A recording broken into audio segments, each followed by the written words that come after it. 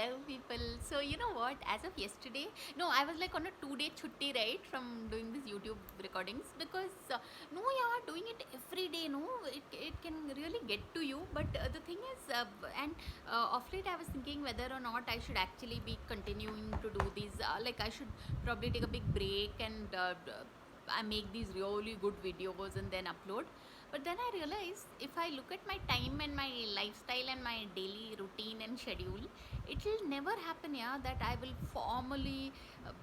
Okay, maybe if I meet a filmmaker and but then make very sensible videos, that would happen. But then why would the filmmaker come to meet me? But yeah, there's someone I know in Hyderabad, but with all this lockdown, I should try.